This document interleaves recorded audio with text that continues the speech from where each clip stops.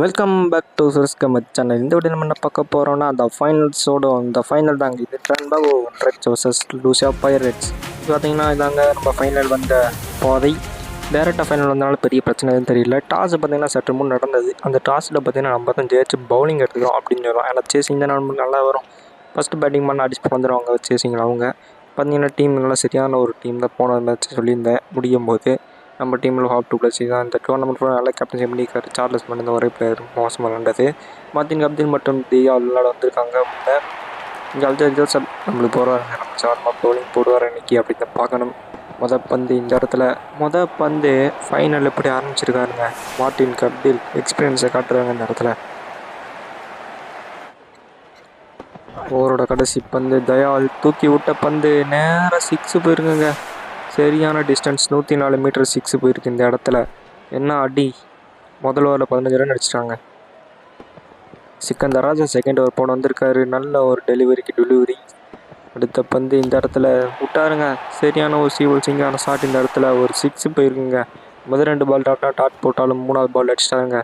Pressure release ஆயிடுச்சு. இந்த இடத்துல ரஸ்டன் சேஸ் அவர் வந்திருக்காரு. ரிவர்ஸ் ஸ்வைப் பண்ண முயற்சி. ஏரில் போனாலும் கேப்பில் போய் ஒரு பவுண்டரி அடிச்சிச்சுங்க. இந்த இடத்துல தையாளுக்கு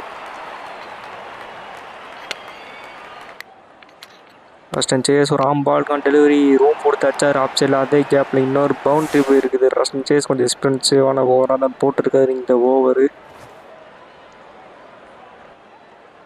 3 ஓவர் முடிவில் 37 ரன் சொல்லிட்டு இருக்கும்போது மீண்டும் அதே திசையில் தயாளுக்கு 3வது பவுண்டரி அந்த கேப்பில் கிடச்சிருக்குங்க. ஃபீல்ட் சைட் என்னதான் லெக் சைடில் போட்டாலும் சரி அடிக்கிறாங்க. இந்த முறை மறுபடியும் அடிச்சிருக்காரா இல்லைங்க. இந்த முறை சரியாக படலை. ஒரு 2 ரன்ஸ்க்கான முயற்சி நேராக விழுந்துருக்குங்க. விக்கெட்னு நினைக்கிறேன். அம்பையர்கிட்ட கேட்போம் இருங்க. பொறுத்திருந்ததை பார்க்கணும். விக்கெட் தான் கிடச்சிருக்கு. அதே மாதிரி டேட் அம்பையர்கிட்ட போயிருக்காங்க. டிசிஷன் என்ன வரும் பார்க்கணும். பொறுத்திருந்ததான்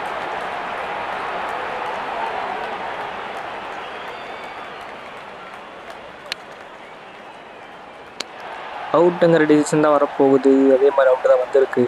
தியால் பார்த்தீங்கன்னா 2வது ரிஸ்கியான ரன் எடுத்து அவுட் ஆகிட்டு போகிறாங்க. 28 ரன்களுக்கு சரியான ஒரு இன்னிங்ஸ். வால்டன் அடுத்த பேட்ஸ்மேன் வந்திருக்காரு. ஆனால் இந்த தடவை மார்டின் கப்தில் ஃபுல் பண்ணியிருக்காரு. ஜஸ்ட் கிளியர் பண்ணிங்க பவுண்டரியை. ஜஸ்ட் கிளியர் பண்ணி ஒரு 6 கிடச்சிருக்கு இந்த இடத்துல. இந்த முறை சரியாக பண்ணல. டாப் பேஜ் பட்டிருக்கு. இருந்தாலும் ஒரு பவுண்டரி போயிருக்குங்க பின்னாடி. எக்ஸ்பென்சிவாக பட்டுருக்கு இந்த கடைசி ஓவர். கடைசி பந்து பவுண்டரி கொடுக்காம போட முடியுமான்னு பார்க்கும்போது தட்டி விட்டாருங்க. பவுண்டரி போயிடுச்சுங்க. ஸ்விட்சுக்கிட்டு போகுதுங்க பேட்டில் பட்டு. சரியான ஒரு பவுண்டரி. 3 4ஓட இந்த இன்னிங்ஸ் ஓரளவுக்கு வரைகிறது. பார்த்திங்கன்னா இன்னொரு பந்து இருக்குது போங்க. இந்த பந்து இதுவும் ஒரு 4 தாங்க போயிருக்கு. போன பாலோட முடிச்சுட்டு போயிருக்கலாமா. இன்னொரு பால் போட்டு சரிங்க. ஃபைனலாக பார்த்தீங்கன்னா இந்த இன்னிங்ஸ் ஓரளவுக்கு வரைகிறது. 64 ரன் பக்கம் அடிச்சிருக்காங்க பாருங்க. ஒரே ஒரு விக்கெட் தான் விட்டுருக்காங்க. சரியான ஒரு பேட்டிங். பிளே ஆஃப்குள்ளே வந்தோன்னா நல்ல ஒரு பேட்டிங் தான் காட்டுறாங்க. 60+ அடிக்கிறாங்க ஃபஸ்ட் பேட்டிங் வேண்டாம். டாப் டூப்ளசி மற்றும் வில்லியம்ஸ் தாங்க ஓப்பனிங் இறங்குறாங்க. இந்த இடத்துல வந்தீங்கன்னா ரசல் அவர் தாங்க ஃபஸ்ட்டு ஓப்பனிங் பவுலர். பந்து இந்த இடத்துல ஸ்விட்சிட்டுக்கான முயற்சி சரியாக படலையா பட்டிருக்குங்க. 1 பவுன்ஸில் போயிருக்கு ஒரு பவுண்ட்ரிக்கு. சரியான ஒரு பவுண்ட்ரி. இந்த முறை வித்து கொடுத்து போட டெலிவரி சரியான ஒரு எட்ஜு போட்டு ஒரு பவுண்டரி வச்சுங்க. அது இன்டர்னலாக இருக்குதுங்க. அதனால இங்கே ரன்ஸ் வந்துக்கிட்டு இருக்குது. இந்த முறை சாம் வில்லியம்ஸ் தட்டி விட்றதுக்கான முயற்சி தான். ஆனால் எட்ஜு போட்டு அதுவும் பவுண்டரி போயிருக்கு. ஃபஸ்ட் ஓவரில் 13 ரன் வந்திருக்கு. நல்லதாக போச்சு நம்மளுக்கு இந்த சேசிங்கில். சரி, இந்த ஓவரோட கடைசி பந்து 13 ரன் வந்துச்சுன்னு விட்டுருக்கலாம். இருந்தாலும் அடிக்க தான் போனார் வில்லியம்ஸ். சேசிங் ப்ரெஷரில் 4 ரன் அவுட் ஆகிட்டு போயிட்டாருங்க. இந்த முறை ஃபாப் டூப்ளசி அவரும் கையில் கொடுத்து அவுட் ஆகிட்டு போயிட்டார். இந்த மேட்ச் ஓரளவுக்கு எண்டுக்கு வர மாதிரி இருக்குது. ஏன்னா பார்த்தீங்கன்னா மெஜாரிட்டி ஆஃப் ரன் இவங்க 2 பேர் மட்டும் தான் அடிச்சிருந்தாங்க. இதுக்கப்புறம் சேஸ் மட்டும் தான் இருக்காருங்க. சேஸ் உள்ளே வந்தோடனே பந்தே பவுண்டரி அடிச்சிருக்காருங்க. இன்ஃபார்ம் பேட்ஸ்மேன் அவர் தாங்க ஏதாச்சும் பண்ணணும். பார்த்தீங்கன்னா சேஸ் தூக்கி விடுறதுக்கான முயற்சி அதுவும் சரியாக போடலை. அதுவும் நேராக தான் விழுந்திருக்கு. 3 இன்ஃபார்ம் பேட்ஸ்மேன் 3மே அவுட். இதுக்கப்புறம் சிக்கந்தர் ராஜா அவர் மட்டும்தான் இருக்கார். ஏதாச்சும் பண்ண முடியுமா அவரால் அப்படின்றது மட்டும்தான் இந்த இடத்துல ஒரே கேள்வியாக இருக்க போகுது.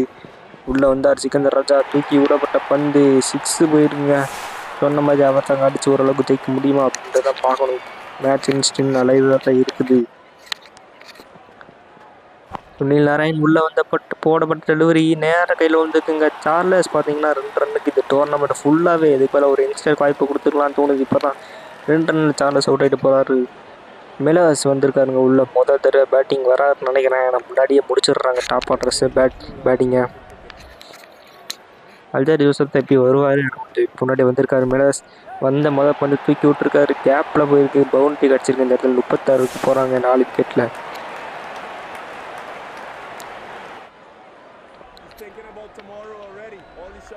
போடப்பட்ட டெலிவரி காலை நோக்கி தூக்கி விட்டாரா நேரா போயிருக்குங்க. பவுண்டரிக்கு தான் போயிருக்கு. கேப்பில் போனப்பட்ட டெலிவரி அட்டாக்கிங் ஃபீல்ட் செட் வச்சதுனால இந்த இடத்துல ஆல் இல்லாத காரணத்தினால ஒரு பவுண்டரி கிடச்சிருக்குது. இந்த முறை லெக் சைடு அடிக்கப்பட்ட டெலிவரி மீண்டும் ஒரு பவுண்டரி கிடச்சிருக்கு. இந்த இடத்துல மேலே சூப்பராக அடிச்சு போட்டி திருப்பிட்டுருக்காங்க ஒரு பக்கமாக. கடைசி ஓவரில் 18 ரன் அடித்தா இந்த கப்பை தூக்க முடியும் அடிக்க முடியுமா அந்த பார்க்கணும். மில்லர்ஸ் பேட்டிங்கில் இருக்காரு. லெக் சைடை தூக்கி விட்டாருங்க. ஆல்ட பக்கம் போயிருக்கு. பவுண்டரி கிடைக்குமா அப்படின்ற பார்க்கணும். அவுட் ஃபீல்ட் ஸ்லோவாக இருக்குது. இருந்தாலும் பவுண்டரி போயிடுச்சுங்க. 14 ரன் தேவை 5 பாலில். 5 பால் 14 ரன் தூக்கி விட்டாரு. 6 போன மாதிரி இருக்குது. Just 1 bounce போருங்க. 10 ரன் தேவை இன்னும் 4 பாலில். என்ன ஆட்டி அடிச்சிருக்காங்க மட்டும் பாருங்க. இப்போ 4 பால் 10 ரன். இன்னொரு பவுண்டரி வருமா அப்படின்னு தான் பார்க்கணும். தூக்கி விட்டாரு பவுண்டரியா அப்படின்னு பார்த்தீங்கன்னா இல்லைங்க. 2 ரன்கான முயற்சி தான். ஓடிடுவாங்க ஈஸியாக டூராக. இங்கே 3 பால் 8 ரன் அடிக்க முடியுமா அப்படின்றத பார்க்கணும். இந்த இடத்துல தூக்கி விட்டாரு. பவுண்டரிக்கா போயிருக்கா இல்லைங்க. ஜஸ்ட் இதாக இருக்கு. ஆனால் 2 ரன்ஸ் ஓடிருக்காங்க இந்த இடத்துல. 6 ரன் தேவை 2 பாலில். 2 ஓவரில் 6 ரன் அடித்தா தான் வின்னு. அடிக்க முடியுமா அப்படின்னு தான் பார்க்கணும். தூக்கி விடப்பட்ட பந்து 6 போயிருக்கு. அதோடு இந்த ஒரு வழிக்கு முடிஞ்சிருச்சுங்க. கப்பை தூக்கியிருக்காங்க இந்த லூசியா பைரேட்ஸ். முதல் தடவையாக ஜெயிச்சிருக்காங்க லூசியா பைரேட்ஸ். சிபிஎல் டோர்னமெண்ட்டில் 6 விக்கெட் வித்தியாசத்தில் ஜெயிச்சிருக்காங்க. மில்லர்ஸ் 10 பாலில் பார்த்தீங்கன்னா 30+ அடிச்சா ஜெயிச்சு கொடுத்துருக்காங்க இந்த மேட்சை. சரியான ஒரு நாக்ஸ் தான் பார்க்குறீங்க இந்த இடத்துல. என்ன அடி அடிச்சு ஒவ்வொரு மேட்சும் ஒவ்வொரு வின்னர்ஸ் வந்திருக்காங்க. ராஸ்டன் சேஸ் 4 அவார்டு வாங்கியிருக்காரு. பார்த்தீங்கன்னா இதாங்க மேட்ச் சம்மரி. 10 பால் 33 ரன் அடிச்சு மில்லர்ஸ் அங்கே ஒரே ஆள் ஜெயிக்க வச்சிருக்காரு. இந்த மேட்சை பார்த்தீங்கன்னா 65 ரன் பார்த்தீங்கன்னா சேஸ் பண்ணி முடிச்சிருக்காங்க. கப்பு தூக்கிறதுக்கான நேரம் வரப்போகிறது. அதோட பார்த்தீங்கன்னா மேன் ஆஃப் த மேட்ச் அவார்டை யார் வாங்க போகிறோன்றதையும் காட்ட போகிறோம். பார்த்தீங்கன்னா டவுட்டே இல்லை. மில்லர்ஸ் வாங்கியிருக்காரு. 10 பால் 330 ஸ்ட்ரைக் ரேட்டை விளாண்டு இந்த போட்டியை ஒரு வழியாக ஜெயிச்சு கொடுத்துருக்காரு லூசியா பைரேட்ஸுக்காக. அதனால தான் இந்த டோர்னமெண்ட்டில் எவ்வளோ மேட்ச் யார் ஜெயிச்சிருந்தாலும் ஃபைனலில் வந்து ஆடி கொடுத்துருக்காருங்க. பார்த்தீங்கன்னா இப்போ ஃபாப் 2+C வாங்கியிருக்காருங்க கப்பை. முறையாக லூசியா பைரேட்ஸ் சிபிஎல் டோர்னமெண்ட்டில் ஜெயிச்சு கொடுத்துருக்காரு. ஃபாப் 2+C தலைமையில் ஜெயிச்சிருக்காங்க. ஒவ்வொரு மேட்சும் ஒவ்வொரு வின்னர் ஜெயிச்சு கொடுத்து யங்ஸ்டர் மேக்லிஸ்டர் மாதிரியான ஆட்கள்லாம் ஜெயிச்சு கொடுத்துருக்காங்க. 6 விக்கெட் வித்தியாசத்தில் என்னதான் ஃபைனலில் ஜெயிச்சிருக்காலும் இன்னொரு டோர்னமெண்ட் நம்ம புதுசாக ஆரம்பிக்க போகிறோம். அதை